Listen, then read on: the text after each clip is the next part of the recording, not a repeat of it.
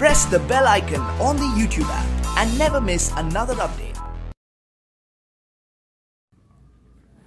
Hello hi ಸ್ನೇಹಿತರೆ, ತಮಗೆಲ್ಲರಿಗೂ GK circle YouTube ಚಾನಲ್ಗೆ ಸ್ವಾಗತ. ಸ್ನೇಹಿತರೆ, ಇವತ್ತಿನ ವಿಡಿಯೋದಲ್ಲಿ ಕರ್ನಾಟಕ ರಾಜ್ಯ ಪೊಲೀಸ್ ಇಲಾಖೆಯವರು 2016ರಲ್ಲಿ ನಡೆಸಿದಂತಹ ಸಿವಿಲ್ ಪೊಲೀಸ್ ಕಾನ್ಸ್ಟೇಬಲ್ ಹುದ್ದೆಗಳಿಗೆ ನಡೆದ ಪರೀಕ್ಷೆಯಲ್ಲಿ ಕೇಳಲಾದ ಪ್ರಶ್ನೆ ಉತ್ತರ ಮತ್ತು ಉತ್ತರಕ್ಕೆ ತಕ್ಕಂತೆ ವಿವರಣೆಯನ್ನು ನೋಡಲಿದ್ದೇವೆ. ಓಕೆ ಸ್ನೇಹಿತರೆ, ಬನ್ನಿ ಹಾಗಿದ್ರೆ ಪ್ರಶ್ನೆಗಳನ್ನು ಪ್ರಾರಂಭಿಸೋಣ. ಮೊದಲನೇ ಪ್ರಶ್ನೆ ನೋಡಿ. 180 ಮೀಟರ್ ಉದ್ದದ ಒಂದು ರೈಲು ಗಂಟೆಗೆ 90 ಕಿಲೋಮೀಟರ್ ವೇಗದಲ್ಲಿ ಚಲಿಸುತ್ತದೆ. 120 ಮೀಟರ್ ಉದ್ದದ ಒಂದು ಸುರಂಗವನ್ನು ದಾಟಲು ರೈಲಿಗೆ ಬೇಕಾಗುವ ಸಮಯ ಎಷ್ಟು ಅಂತ ಕೇಳಿದರೆ ಈ ಪ್ರಶ್ನೆಗೆ ಸರಿಯಾದ ಉತ್ತರ 12. ಸ್ನೇಹಿತರೆ, ಮಾನಸಿಕ ಸಾಮರ್ಥ್ಯ ಮತ್ತು ಗಣಿತಕ್ಕೆ ಸಂಬಂಧಪಟ್ಟಂತೆ ವಿಡಿಯೋ ಈ ಒಂದು ಪ್ರಶ್ನೆಗೆ ವಿವರಣಾತ್ಮಕ ಉತ್ತರವನ್ನು ನಾನು ಆಮೇಲೆ ಪ್ರತ್ಯೇಕ ವಿಡಿಯೋ ಮಾಡ್ತೀನಿ. ಅದರಲ್ಲಿ ಈ ಒಂದು ಪ್ರಶ್ನೆಗಳಿಗೆ ಉತ್ತರವನ್ನು ತೋರಿಸ್ತೇನೆ. ಈ ಒಂದು ವಿಡಿಯೋದಲ್ಲಿ ಈ ಒಂದು ಮಾನಸಿಕ ಸಾಮರ್ಥ್ಯದ ಮತ್ತು ಗಣಿತಕ್ಕೆ ಸಂಬಂಧಪಟ್ಟಂತೆ ಪ್ರಶ್ನೆಗಳಿಗೆ ಕೇವಲ ಉತ್ತರವನ್ನು ನೀಡಲಿದ್ದೇನೆ. ಎರಡನೇ ಪ್ರಶ್ನೆ. ಬ್ಯಾಟ್ ಅಂದರೆ 23, ಕ್ಯಾಟ್ ಅಂದರೆ 24. ಅದೇ ರೀತಿಯಾಗಿ BALL ಏನಾಗುತ್ತೆ ಅಂತ ಕೇಳಿದರೆ ಉತ್ತರ 27. ಮೂರನೇ ಪ್ರಶ್ನೆ. ಹಿತ್ತಾಳೆಯು ಇವುಗಳ ಮಿಶ್ರ ಲೋಹವಾಗಿದೆ. ಹಿತ್ತಾಳೆ ಯಾವುದರ ಮಿಶ್ರಲೋಹ ಅಂದರೆ ಅದು ತಾಮ್ರ ಮತ್ತು ಸತುವಿನ ಮಿಶ್ರಲೋಹ ಹಿತ್ತಾಳೆ. ಆಮೇಲೆ ಫ್ಯೂಸ್ ತಂತಿಯ ಮಿಶ್ರಲೋಹ ಯಾವುದಂದ್ರೆ ಅದು ತಾಮ್ರ ಮತ್ತು ಸೀಸ.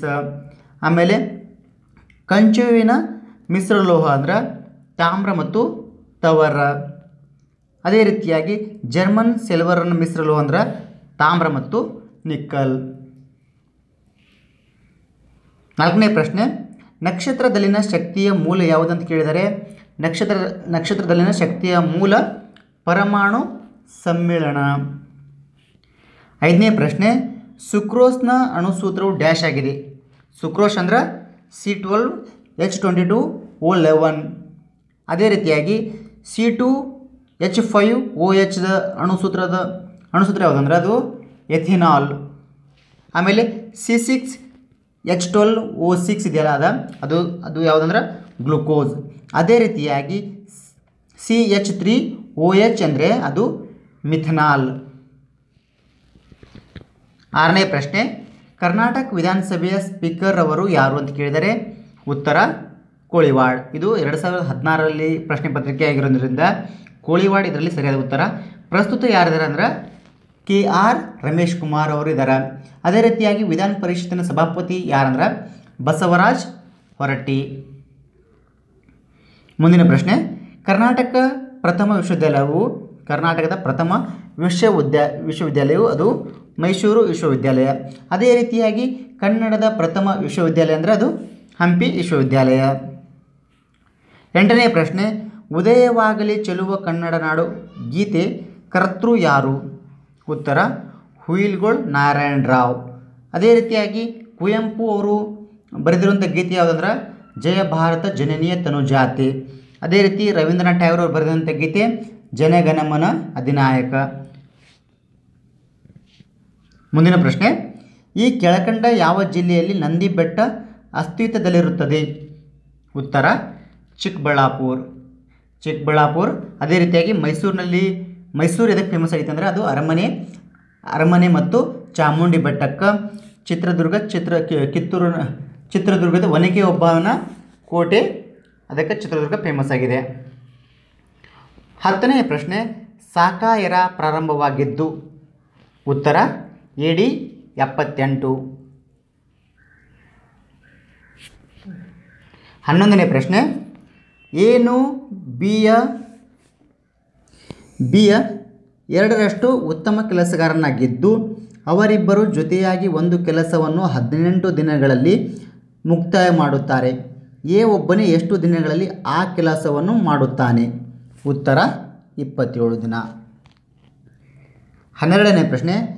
ಅನಿಲನು ತನ್ನ ಮನೆಯಿಂದ ಪೂರ್ವ ದಿಕ್ಕಿಗೆ 6 ಕಿಲೋಮೀಟರ್ ಪ್ರಯಾಣ ಮಾಡಿದ ನಂತರ ತಪ್ಪು ದಿಕ್ಕಿನಲ್ಲಿ ಪ್ರಯಾಣಿಸುತ್ತಿರುವುದು ಆತನಿಗೆ ಮನವರಿಕೆಯಾಗಿ ಹಿಂದಕ್ಕೆ ತಿರುಗಿ ಪಶ್ಚಿಮ ದಿಕ್ಕಿಗೆ 12 ಕಿಲೋಮೀಟರ್ ಪ್ರಯಾಣಿಸುತ್ತಾನೆ. ಆನಂತರ ಬಲಕ್ಕೆ ತಿರುಗಿ 8 ಕಿಲೋಮೀಟರ್ ಪ್ರಯಾಣಿಸಿ ಆತನ ಕಚೇರಿಯನ್ನು ತಲುಪುತ್ತಾನೆ? ಆತನ ಮನೆಯಿಂದ ಆತನ ಕಚೇರಿಗೆ ಇರುವ ನೇರ ಅಂತರ? ಉತ್ತರ 10 ಕಿಲೋಮೀಟರ್. 13ನೇ ಪ್ರಶ್ನೆ. ಒಬ್ಬ ಅಂಗಡಿ ಮಾಲೀಕನು 1 ಡಜನ್ಗೆ ರೂಪಾಯಿ 34ರಂತೆ ಬೀಗಗಳನ್ನು ಕೊಂಡುಕೊಳ್ಳುತ್ತಾನೆ ಹಾಗೂ ಡಜನ್ಗೆ ರೂಪಾಯಿ 52ರಂತೆ ಅವುಗಳನ್ನು ಮಾರಾಟ ಮಾಡುತ್ತಾನೆ. ರೂಪಾಯಿ 900ಗಳನ್ನು ಗಳಿಸಲು ಅವನು ಎಷ್ಟು ಬೀಗಗಳನ್ನು ಮಾರಾಟ ಮಾಡಬೇಕಾಗುತ್ತದೆ? ಉತ್ತರ 600. 14ನೇ ಪ್ರಶ್ನೆ. ಒಂದು ಉದ್ಯಾನವನದಲ್ಲಿ ಗುಲಾಬಿ ಗಿಡಗಳು ಮತ್ತು ಸೂರ್ಯಕಾಂತಿ ಗಿಡಗಳ ಸಂಖ್ಯೆ 3:5 ಅನುಪಾತದಲ್ಲಿರುತ್ತದೆ. ಉದ್ಯಾನವನದಲ್ಲಿರುವ ಸೂರ್ಯಕಾಂತಿ ಗಿಡಗಳ ಸಂಖ್ಯೆ 25 ಆದರೆ ಅಲ್ಲಿನ ಗುಲಾಬಿ ಹೂ ಗಿಡಗಳ ಸಂಖ್ಯೆ ಎಷ್ಟು? ಉತ್ತರ 15.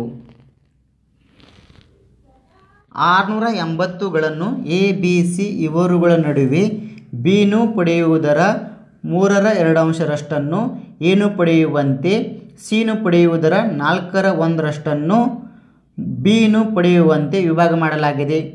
ಅವರ ಪಾಲುಗಳು ಕ್ರಮವಾಗಿ 80, 120, 480 ರೂಪಾಯಿ ಆಗಿರುತ್ತೆ. 16ನೇ ಪ್ರಶ್ನೆ. ಯಾವ ಸಲಕರಣೆಯಿಂದ ಗಾಳಿಯ ಒತ್ತಡವನ್ನು ಅಳೆಯುತ್ತಾರೆ? ಉತ್ತರ ಬ್ಯಾರೋಮೀಟರ್. ಗಾಳಿಯ ಒತ್ತಡವನ್ನು ಅಳೆಯುವುದು ಮಾನ ಯಾವುದಂದ್ರೆ ಅದು ಬ್ಯಾರೋಮೀಟರ್. ಅದೇ ರೀತಿಯಾಗಿ ಹೈಡ್ರೋಮೀಟರ್ ಇದೆಯಲ್ಲ ಅದು ದ್ರವಗಳ ನಿರ್ದಿಷ್ಟ ಮಾನವನ್ನು ಅಳೆಯಲು ಉಪಯೋಗಿಸ್ತಾರೆ. ಹೈಗ್ರೋಮೀಟರ್ ಇದೆಯಲ್ಲ ಅದು ವಾತಾವರಣದ ತೇವಾಂಶವನ್ನು ಅಳೆಯಲು ಉಪಯೋಗಿಸ್ತಾರೆ. ಆಮೇಲೆ ಅಲ್ಟಿಮೀಟರ್ ಇದೆಯಲ್ಲ ಅದು ವಸ್ತುವಿನ ಎತ್ತರವನ್ನು ಅಳೆಯಲು ಉಪಯೋಗಿಸ್ತಾರೆ. 17ನೇ ಪ್ರಶ್ನೆ. ಕರ್ನಾಟಕ ರಾಜ್ಯದ ಪೊಲೀಸ್ ಇಲಾಖೆಯ ಅತ್ಯುನ್ನತ ಹುದ್ದೆ ಎಂದರೆ? ಉತ್ತರ ಡೈರೆಕ್ಟರ್ ಜನರಲ್ ಮತ್ತು inspector general of police DIGP. ಅದಾದ ನಂತರ ಬರುವಂತಹ ಹುದ್ದೆ ಯಾವುದಂದ್ರೆ ಡೈರೆಕ್ಟರ್ ಜನರಲ್ ಆಫ್ ಪೊಲೀಸ್. ಅದಾದ ನಂತರ ಬರುವಂತಹ ಹುದ್ದೆ ಅಂದರೆ additional director general of police, ಆಮೇಲೆ ಇನ್ಸ್ಪೆಕ್ಟರ್ ಜನರಲ್ ಆಫ್ ಪೊಲೀಸ್. 18ನೇ ಪ್ರಶ್ನೆ. ಕುದುರೆಮುಖ ಯಾವುದಕ್ಕೆ ಪ್ರಸಿದ್ಧಿಯಾಗಿದೆ? ಕುದುರೆಮುಖ ಪ್ರಸಿದ್ಧಿಯಾಗಿರುವುದು ಕಬ್ಬಿಣದ ಅದಿರು ಉತ್ಪಾದನೆಗೆ. 19ನೇ ಪ್ರಶ್ನೆ. ಭಾರತ ರತ್ನ ಪಡೆದ ಮೊದಲ ವಿಜ್ಞಾನಿಯವರು? ಭಾರತ ರತ್ನ ಪಡೆದಂತಹ ವಿಜ್ಞಾನಿ ಯಾರಂದ್ರೆ C V Raman. C V Raman ಯಾವ ಒಂದು ಸಂಶೋಧನೆಗಾಗಿ ಅವರು ಭಾರತ ರತ್ನ ಪಡಿತಾರೆ ಅಂದ್ರೆ ರಾಮನ್ ಎಫೆಕ್ಟ್. ಅವರು 1954ರಲ್ಲಿ ರಾಮನ್ ಎಫೆಕ್ಟ್ಗಾಗಿ ಭಾರತ ರತ್ನ ಪಡಿತಾರೆ. ಅದೇ ರೀತಿಯಾಗಿ ಅವರು 1930ರಲ್ಲಿ ನೋಬೆಲ್ ಪ್ರಶಸ್ತಿ ಕೂಡ ಪಡ್ಕೋತಾರೆ. ಆಮೇಲೆ ಇವರ ಒಂದು ಹುಟ್ಟಿದ ನೆನಪಿಗಾಗಿ ರಾಷ್ಟ್ರೀಯ ವಿಜ್ಞಾನ ದಿನ ಅಂತ ಫೆಬ್ರವರಿ 22ರಂದು ಆಚರಣೆ ಮಾಡ್ತಾರೆ. 20ನೇ ಪ್ರಶ್ನೆ. ಭಾರತೀಯ ರಿಸರ್ವ್ ಬ್ಯಾಂಕ್ನ ಹಾಲಿ ಗವರ್ನರ್ ರವರು? ಉತ್ತರ ಈ ಒಂದು ಪರೀಕ್ಷೆ ನಡೆದಾಗ ಇದ್ದಂತಹ ಗವರ್ನರ್ ಯಾರಂದ್ರೆ ಉರ್ಜಿತ್ ಪಟೇಲ್. ಪ್ರಸ್ತುತ ಯಾರಂದ್ರೆ ಶಕ್ತಿಕಾಂತ್ ದಾಸ್. ಇವರು 25ನೇಯ RBI ಗವರ್ನರ್ ಆಗಿದ್ದಾರೆ. ಆಮೇಲೆ RBI ಸ್ಥಾಪನೆಯಾಗಿದೆ ಯಾವಾಗಂದ್ರೆ 1935 ಏಪ್ರಿಲ್ 1ರಲ್ಲಿ ಸ್ಥಾಪನೆ ಆಗೈತಿ. RBI ರಾಷ್ಟ್ರೀಕರಣಗೊಂಡಿದೆ ಯಾವಾಗಂದ್ರೆ 1949 ಜನವರಿ 1ರಂದು ರಾಷ್ಟ್ರೀಕರಣಗೊಂಡಿತು. 21ನೇ ಪ್ರಶ್ನೆ. ನಿಶಬ್ದ ಕಣಿವೆಯು ಯಾವ ರಾಜ್ಯದಲ್ಲಿದೆ? ನಿಶಬ್ದ ಕಣಿವೆ ಇರುವುದು ಅದು ಕೇರಳ ರಾಜ್ಯದಲ್ಲಿ. ಆಮೇಲೆ ಸೈಲೆಂಟ್ ವ್ಯಾಲಿ ಇರೋದಿಲ್ಲ ಅಂದ್ರೆ ಸೈಲೆಂಟ್ ವ್ಯಾಲಿ, ನಿಶಬ್ದ ಕಣಿವೆ ಅಂದ್ರೆ ಸೈಲೆಂಟ್ ವ್ಯಾಲಿ, ಅದು ರಾಷ್ಟ್ರೀಯ ಉದ್ಯಾನವನ ಆಗೈತಿ, ಅದು ಕೇರಳದಲ್ಲಿ ಐತಿ. 22ನೇ ಪ್ರಶ್ನೆ. ಕೆಳಗಿನ ಯಾವ ದ್ರಾವಣದಲ್ಲಿ ಬಂಗಾರವು ಕರಗುತ್ತದೆ? ಉತ್ತರ ರಾಜಾಮ್ಲದಲ್ಲಿ. ಇದರದ ಒಂದು ಕರಗುವ ಬಿಂದು ಅಂದರೆ ಬಂಗಾರ ಕರಗುವ ಬಿಂದು ಎಷ್ಟಂದರೆ 1063 ಡಿಗ್ರಿ ಸೆಲ್ಸಿಯಸ್ನಲ್ಲಿ ಬಂಗಾರ ಕರಗುತ್ತೆ. 23ನೇ ಪ್ರಶ್ನೆ. ಒತ್ತಡದ ಅಳತೆಯ ಮಾನವು ಡ್ಯಾಶ್ ಆಗಿದೆ? ಒತ್ತಡದ ಅಳತೆಯ ಮಾನವು ಪಾಸ್ಕಲ್. ಅದೇ ರೀತಿಯಾಗಿ ನ್ಯೂಟನನ ಅಳೆಯುವ ಮಾನ ಯಾವುದಂದ್ರೆ ಬಲವನ್ನು ಅಳೆಯುವ ಮಾನ ಯಾವುದಂದ್ರೆ ನ್ಯೂಟನ್. ತೂಕವನ್ನು ಅಳೆಯುವ ಮಾನ ಯಾವುದಂದ್ರೆ ಅದು ಕಿಲೋಗ್ರಾಮ್. ಆಮೇಲೆ ನಾವು ಘನ ವಸ್ತುಗಳನ್ನು ಅಳೆಯುವ ಮಾನ ಯಾವುದಂದ್ರೆ ಅದು ಲೀಟರ್. 24ನೇ ಪ್ರಶ್ನೆ. ಸಸ್ಯಗಳು ದ್ಯುತಿ ಸಂಶ್ಲೇಷಣೆ ಕ್ರಿಯೆಗೆ ಯಾವ ಅನಿಲವನ್ನು ಬಳಸಿಕೊಳ್ಳುತ್ತವೆ? ಉತ್ತರ ಇಂಗಾಲದ ಡೈಆಕ್ಸೈಡ್. ಆಮೇಲೆ ಪ್ರಾಣಿಗಳು ದ್ಯುತಿ ಸಂಶ್ಲೇಷಣೆ ಕ್ರಿಯೆಗೆ ಬಳಸುವಂಥ ಅನಿಲ ಯಾವುದಂದ್ರೆ ಅದು ಆಮ್ಲಜನಕ. 25ನೇ ಪ್ರಶ್ನೆ, ವಾಷಿಂಗ್ ಸೋಡಾ ಇದು ಡ್ಯಾಶ್ ಸಾಮಾನ್ಯ ಹೆಸರಾಗಿದೆ? ಉತ್ತರ ಸೋಡಿಯಂ ಕಾರ್ಬೋನೇಟ್. ಆಮೇಲೆ ಸೋಡಿಯಂ ಬೈಕಾರ್ಬೋನೇಟ್ ಇದೆಯಲ್ಲ ಅದು ಅಡುಗೆ ಸೋಡಾ. ಸೋಡಿಯಂ ಬೈಕಾರ್ಬೋನೇಟ್ ಇದ್ದಿದ್ದು ಅದು ಅಡುಗೆ ಸೋಡಕ್ಕೆ. 26ನೇ ಪ್ರಶ್ನೆ, ಈ ಕೆಳಗಿನ ಯಾವ ನಗರವನ್ನು ಭಾರತದ ಸಿಲಿಕಾನ್ ವ್ಯಾಲಿ ಎಂದು ಕರೆಯಲಾಗುತ್ತದೆ? ಉತ್ತರ ಭಾರತದ ಸಿಲಿಕಾನ್ ವ್ಯಾಲಿ ಅಂತ ಬೆಂಗಳೂರನ್ನು ಕರೀತಾರೆ. ಬೆಂಗಳೂರನ್ನು silicon valley, silicon city, electronic city, ಆಮೇಲೆ ITBT ಸಿಟಿ ಅಂತ ಕರೀತಾರೆ. 27ನೇ ಪ್ರಶ್ನೆ, ನವರಾತ್ರಿ ಹಬ್ಬದ ಆಚರಣೆಯನ್ನು ಪ್ರಾರಂಭಿಸಿದ ಮೈಸೂರಿನ ಅರಸ ಯಾರು? ಉತ್ತರ ರಾಜ ಒಡೆಯರ್. ಎಷ್ಟರಲ್ಲಿ ಇದನ್ನು ಪ್ರಾರಂಭಿಸ್ತಾರೆ ಅಂದರೆ ಅವರು 1610ರಲ್ಲಿ ನವರಾತ್ರಿ ಹಬ್ಬವನ್ನು ಆಚರಣೆ ಪ್ರಾರಂಭಿಸ್ತಾರೆ. ಕೈಗಾ ಸ್ಥಾವರವು ಅದೊಂದು ಅಟಾಮಿಕ್ ಎಲೆಕ್ಟ್ರಿಕಲ್ ಸ್ಥಾವರವಾಗಿದೆ. ಇದು ಕೈಗಾ ಪರಮಾಣು ವಿದ್ಯುತ್ ಸ್ಥಾವರ. ಇದು ಎಲ್ಲೈತಂದ್ರೆ ಉತ್ತರ ಕನ್ನಡ ಜಿಲ್ಲೆಯಲ್ಲಿ ಐತಿ. ಇದು ಸತತ 941 ದಿನಗಳ ಕಾಲ ಕಾರ್ಯನಿರ್ವಹಣೆ ಮಾಡಿ ಇದು ವಿಶ್ವ ದಾಖಲೆ ಮಾಡೈತಿ. 29ನೇ ಪ್ರಶ್ನೆ, ಈ ಕೆಳಗಿನ ಯಾವ ಸತ್ಯಾಗ್ರಹ ಸ್ಥಳವನ್ನು ಕರ್ನಾಟಕದ ಜಲಿಯನ್ ವಾಲಾಬಾಗ್ ಎಂದು ಕರೆಯುತ್ತಾರೆ?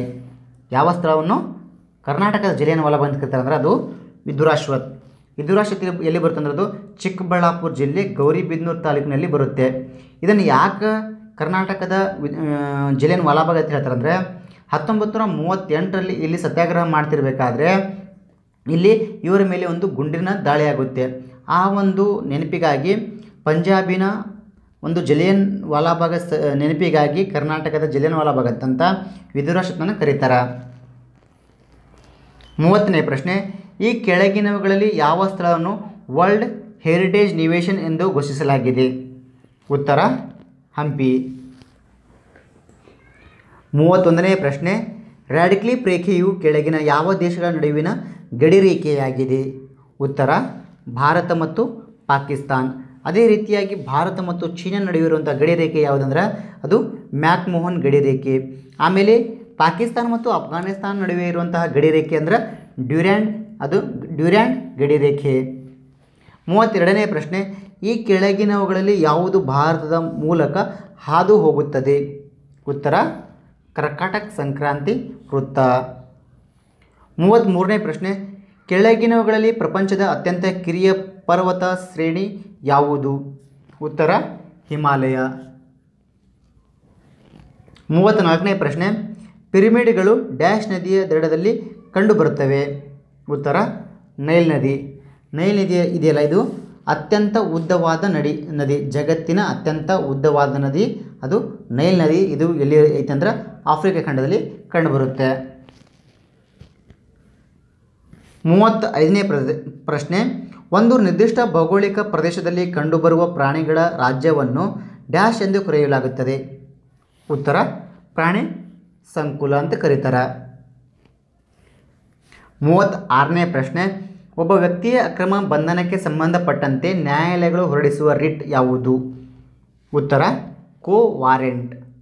ಅಧಿಕಾರದ ಪ್ರಶ್ನೆಕ ಆದೇಶ. ಇಲ್ಲಿ ಒಟ್ಟು ರಿಟ್ಗಳ ಸಂಖ್ಯೆ ಎಷ್ಟಂದರೆ 5. ಅಂದರೆ quo warrant, habeas corpus, mandamus, certiorari provision. 37ನೇ ಪ್ರಶ್ನೆ, ಸುಪ್ರೀಂ ಕೋರ್ಟಿನ ನ್ಯಾಯಾಧೀಶರ ವೇತನವನ್ನು ಇದರಿಂದ ಸಂದಾಯ ಮಾಡಲಾಗುತ್ತದೆ? ಉತ್ತರ ಸಂಚಿತ ನಿಧಿಯಿಂದ. ಪ್ರಸ್ತುತ ಸುಪ್ರೀಂ ಕೋರ್ಟಿನ ಮುಖ್ಯ ನ್ಯಾಯಾಧೀಶರ ವೇತನ ಎಷ್ಟಿದೆ ಅಂದರೆ 2,80,000. 38ನೇ ಪ್ರಶ್ನೆ, ಚಂದ್ರಮಂಡಲಕ್ಕೆ ಭಾರತದ ಪ್ರಥಮ ನಿಯೋಗ ಚಂದ್ರಯಾನ 1 ಉಡಾವಣೆ ಮಾಡಿದ ದಿನಾಂಕ? ಉತ್ತರ ಅಕ್ಟೋಬರ್ 22, 2008. ಇದರ ಉದ್ದೇಶ ಏನಾಗಿತ್ತಂದ್ರೆ ಚಂದ್ರಯಾನನ ಮೇಲ್ಮೈ ಸ್ವರೂಪ ಸಮೀಕ್ಷೆ ನಡೆಸುವುದು. 39ನೇ ಪ್ರಶ್ನೆ, ಪಂಚಾಯತ್ ರಾಜ್ ಇದು ಡ್ಯಾಶ್ನ ಒಂದು ವ್ಯವಸ್ಥೆಯಾಗಿದೆ? ಉತ್ತರ ಸ್ಥಳೀಯ ಸ್ವಯಂ ಆಡಳಿತ.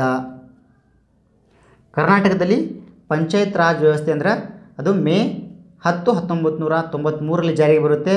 ಪಂಚಾಯತ್ ರಾಜ್ ವ್ಯವಸ್ಥೆಯಲ್ಲಿ ಜಿಲ್ಲಾ ಪಂಚಾಯತ್, ತಾಲೂಕ್ ಪಂಚಾಯತ್ ಮತ್ತು ಗ್ರಾಮ ಪಂಚಾಯತ್ ಅಂತ ಇದ್ದಾವೆ. ಕರ್ನಾಟಕದಲ್ಲಿ 30 ಜಿಲ್ಲಾ ಪಂಚಾಯತ್ಗಳು, 176 ತಾಲೂಕ್ ಪಂಚಾಯತ್ಗಳು, 66,022 ಗ್ರಾಮ ಪಂಚಾಯತ್ಗಳು ಇದ್ದಾವೆ. 40ನೇ ಪ್ರಶ್ನೆ, ಭಾರತದ ಅತ್ಯುನ್ನತ ಕಾನೂನು ಅಧಿಕಾರಿ ಯಾರು? ಭಾರತದ ಅತ್ಯುನ್ನತ ಕಾನೂನು ಅಧಿಕಾರಿ ಅಂದರೆ ಅಟಾರ್ನಿ ಜನರಲ್. ಪ್ರಸ್ತುತ ಅಟಾರ್ನಿ ಜನರಲ್ ಯಾರಂದ್ರೆ ಕೆ ವೇಣುಗೋಪಾಲ್. 41ನೇ ಪ್ರಶ್ನೆ, ನೀನಾಸಂ ನಾಟಕ ಮತ್ತು ಸಾಂಸ್ಕೃತಿಕ ಸಂಘಟನೆ ಎಂಬುದು ಕರ್ನಾಟಕದ ಯಾವ ಊರಿನಲ್ಲಿದೆ? ಉತ್ತರ ಹೆಗ್ಗೋಡು.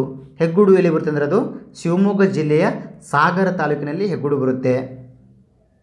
42ನೇ ಪ್ರಶ್ನೆ, ಈ ಕೆಳಗಿನವುಗಳಲ್ಲಿ ಯಾವುದು ರಾಸಾಯನಿಕ ಗೊಬ್ಬರವಾಗಿದೆ? ರಾಸಾಯನಿಕ ಗೊಬ್ಬರ ಅಂದರೆ ಅದು ಸೋಡಿಯಂ ನೈಟ್ರೇಟ್.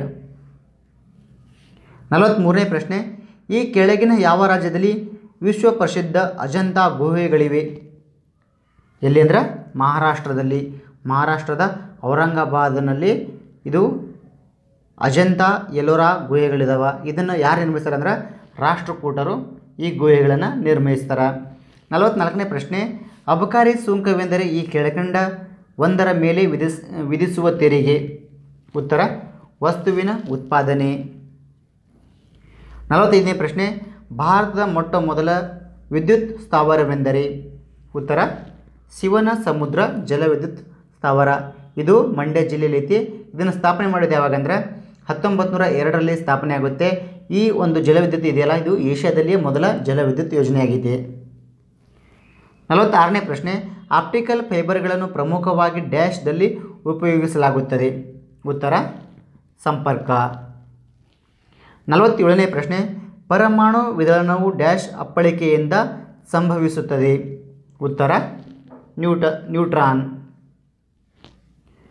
48ನೇ ಪ್ರಶ್ನೆ, ನಾವಿಕ್ ಮೈಲಿ ಇದು ಡ್ಯಾಶ್ ದೂರವನ್ನು ಅಳೆಯುವ ಮಾನವಾಗಿದೆ?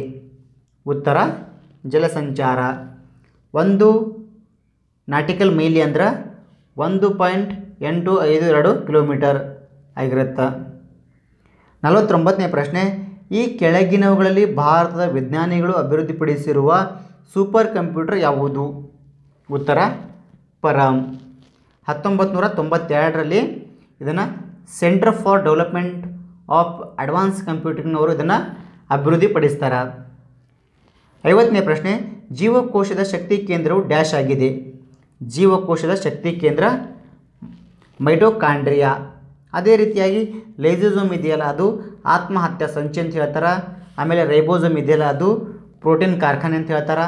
ಗಾಳಿ ಸಂಕೀರ್ಣವನ್ನು ಪ್ರೋಟೀನ್ ಸಂಶ್ಲೇಷಣೆ ಅಂತ ಕರೀತಾರೆ. ಸ್ನೇಹಿತರೆ, ಈ ಒಂದು ವಿಡಿಯೋದಲ್ಲಿ ಪ್ರಶ್ನೆ ಸಂಖ್ಯೆ 1ರಿಂದ 50ರವರೆಗೆ ಪ್ರಶ್ನೆಯ ಉತ್ತರವನ್ನು ನೋಡಿದ್ದೀವಿ. ಇದು ಭಾಗ 1ರ ವಿಡಿಯೋ ಆಗಿರುತ್ತೆ. ಇನ್ನು ಭಾಗ 2 ವಿಡಿಯೋ ಅದು 51ನೇ ಪ್ರಶ್ನೆಯಿಂದ 100 ಪ್ರಶ್ನೆವರೆಗೆ ನೋಡಿದ್ದೇವೆ. ಇದು ಭಾಗ 1ರ ವಿಡಿಯೋ ನೋಡಿದ್ದೀವಿ. ಇನ್ನೇನು ಕೆಲವೇ ಕ್ಷಣಗಳಲ್ಲಿ ಭಾಗ 2ರ ವಿಡಿಯೋ ಬರುತ್ತೆ. ಓಕೆ ಸ್ನೇಹಿತರೆ, ಆ ಭಾಗ 2ರ ವಿಡಿಯೋ ಕೂಡ ನೀವು ಮಿಸ್ ಮಾಡಲಾರ್ದೆ ನೋಡಿ. ಓಕೆ ಸ್ನೇಹಿತರೆ, ಧನ್ಯವಾದಗಳು.